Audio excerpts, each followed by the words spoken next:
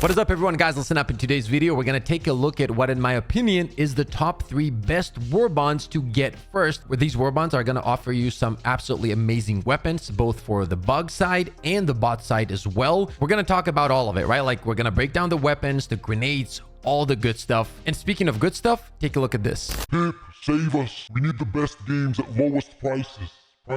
Guys, don't you worry. I got you.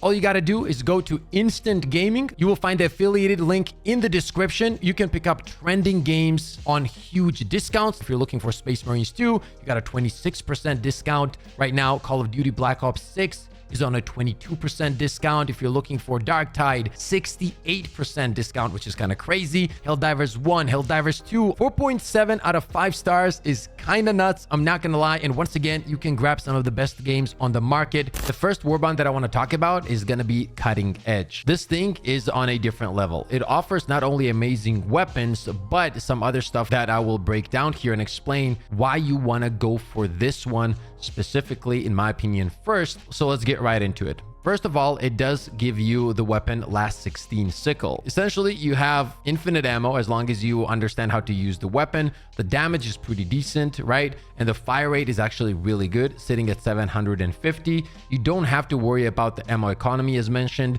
As long as you don't overheat the gun, it will get the job done. It's actually pretty good on both sides. So if you're looking for a good AR feeling weapon, the Sickle is going to be for you. Now, the booster with this one isn't the greatest. Localization confusion increases time between enemy encounters. I've never felt any huge difference. The armor is pretty nice if you're running a team that is running, for example, arc throwers or another weapon that we're going to take a look at here in a second. This does come in handy. Slap on this armor, pick up arc thrower, and it's a good time. You don't have to worry about taking out your teammates by accident or on purpose. By the way, you're just not going to be able to kill them because it provides 95% resistance to arc damage. Now, the next weapon that we're going to discuss is the Punisher Plasma. This weapon is very, very good. And honestly, a lot of people think that it's only good against the bots, but I'm here to tell you this thing is an absolute monster against the bugs as well. You just got to know how to use it. With all the changes and balancing and stuff like that, the plasma weapons in general have got to the point where they are, in my opinion, the best weapons in the game, hands down.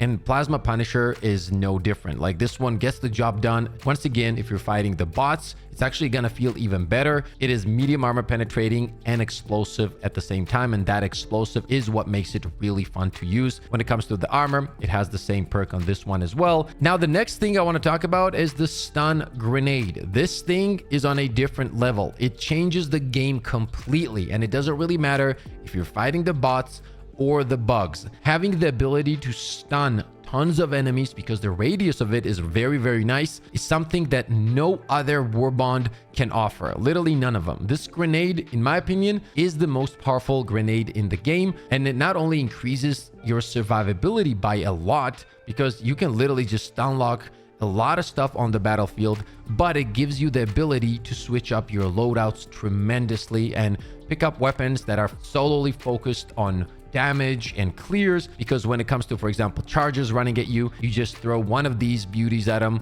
and they're just stunned. You're good to go. You can just run around them, shoot them in the tail, or just shoot them in the head, doesn't matter. It just makes the game easier across the board. This is one of the biggest reasons you do want to pick up this Warbond. But keep in mind, the plasma shotgun is incredible right now, and the Sickle is also really good. But the best is yet to come here, because on this Warbond, we have another weapon that is exceptionally good when you're fighting the bugs. The one and only Arc 12 Blitzer. I don't think anything comes close to it when it comes to primaries when we're fighting the bugs. I'm gonna be honest here. The ad clear is incredible. It has stagger. It builds up stun. You don't have to think about ammo ever because it literally has infinite ammo. This is my go-to weapon. It literally is. Like, if I'm trying to clear super hell dive as fast as possible, as easy as possible, this is literally always my pick. You cannot go wrong with the Blitzer. And on top of that, we do have the Last 7 dagger. This is a secondary. It's a laser weapon.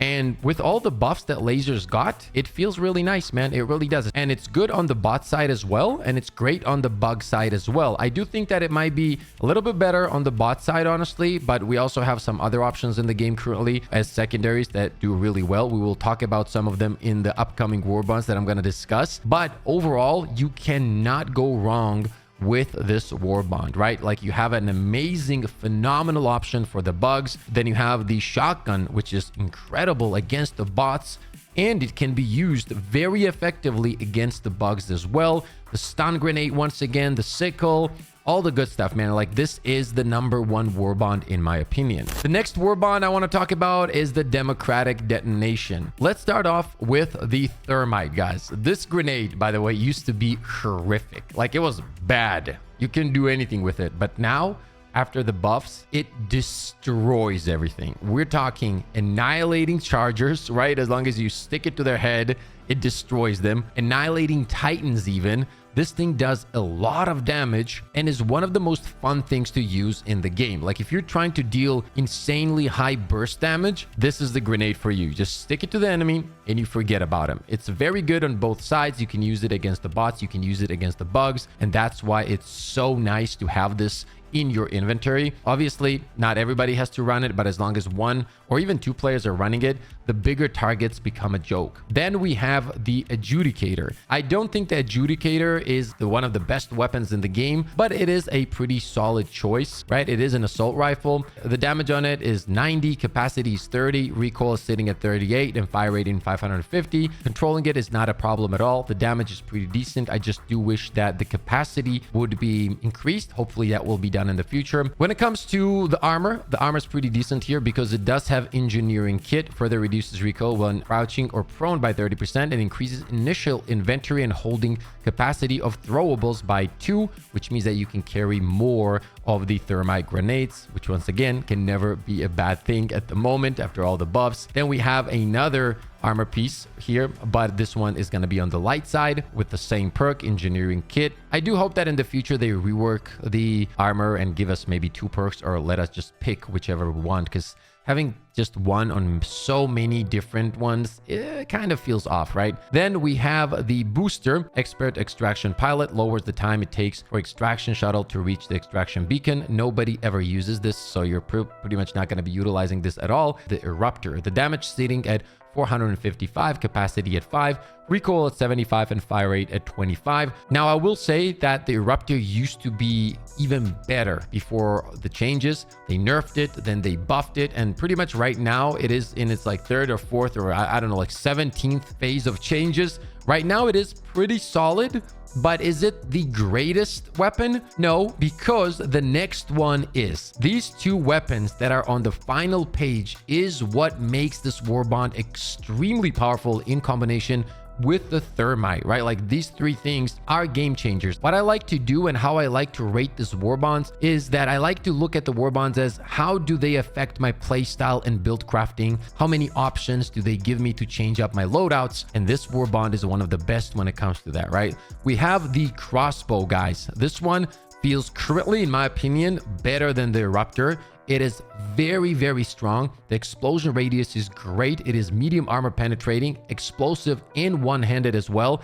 Damage sitting at 620. So not only are you going to be clearing like crazy because the AoE radius is pretty nice, but on top of that, your single target damage is incredible. And this weapon is badass both against bots and bugs as well. So it doesn't matter which faction you're fighting, you cannot go wrong with this weapon. One of the coolest things that the crossbow has also is that it can close down bug holes. So you see how when I said that, you know, I'm looking for items that change up my builds, this one can be really nice, right? Because you can pick up this as a primary, and then you're not worried about your support weapon having the ability to close down the bug holes, or you're not even worried about your stratagems closing down the bug holes. You just have a primary that does everything. It destroys medium armor. It has amazing clear, incredible single target damage. On top of that, it can close bug holes as well. And then we have the grenade pistol, another item that will give you the ability to switch up the builds and not think about the bug holes at all, because this one does close bug holes, and it is very nice because it has explosive damage, and obviously it's a secondary, which means it's one-handed.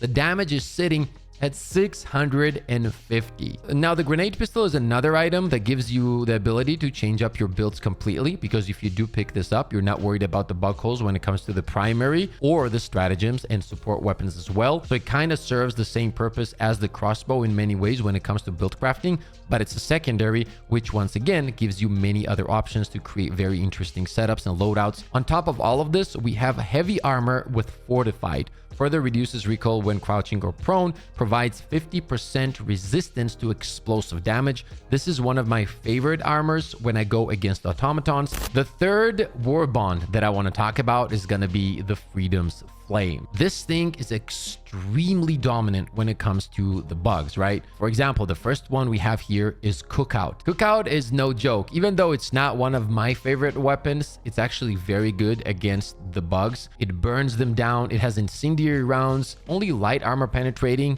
but the add clear potential on this weapon is next level, and you're also never going to have to worry about shriekers. For example, the damage is pretty high, sitting at 320, capacity 16, recoil 100, and fire rate is 80.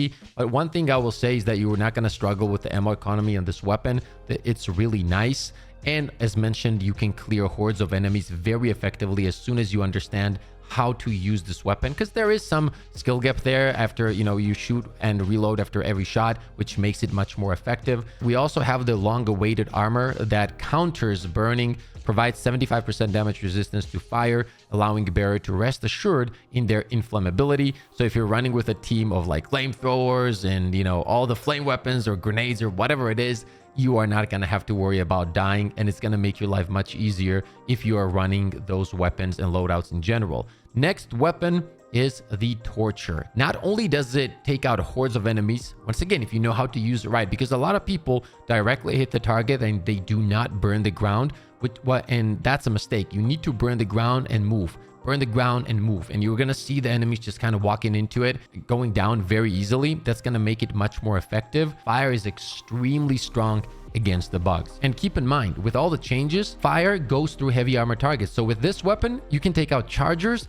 and Bile Titans. Yeah, I know that sounds crazy, but that's the reality. It really can do all of that. So yeah, this is one of my personal favorite weapons. You guys know flamethrower, everything that is fire related, I really enjoy in Helldivers 2. Then we have a medium armor with the same perk. And let's move on to the last page here, where we have the Crisper. This is a mini flamethrower secondary. And remember, it can do everything that any other flame weapon can do, which means that this secondary can take down chargers and can take down Bile Titans as well, right? Like, it's pretty incredible what they've done with the fire with the last few patches. And then we have the Firebomb Hellpod Booster. I'm not a big fan of this, but some people do use this. And as the bonus one, I wanted to talk about the Polar Patriots. I don't think this is one of the first ones you want to pick up, but I do think that because of the changes that happened to this Warbond, it's very important to know that there is one weapon in here that is literally worth the whole Warbond, right? Like, we're gonna skip the whole 2 pages here,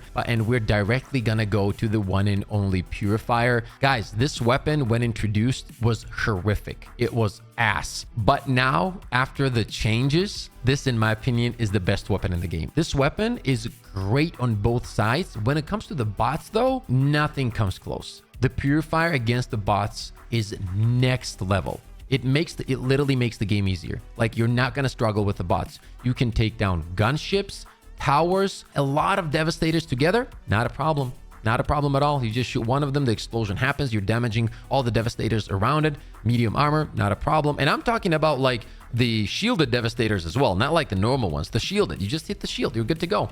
Like, it destroys everything on the bot side. It's an absolute animal when it comes to that. And on the bug side as well, like, you can clear hordes pretty easily. You need the right build around it, but when you have it, it's gonna get the job done. And one insane thing about the Purifier is that even it's charged up shots, right? So the way it functions is you can shoot normally with normal shots, and then you can hold the trigger and fully charge up the shot, and it deals insane damage. And when you charge up the shots, it will take the same amount of bullets from your magazine as if you were shooting a normal shot. So the ammo economy is incredible, because with one shot, you're clearing tons of enemies. It's not like you're killing one guy because of the explosion, right? If you do have extra points and are thinking, you know what, I have all of those 3, what should I grab next?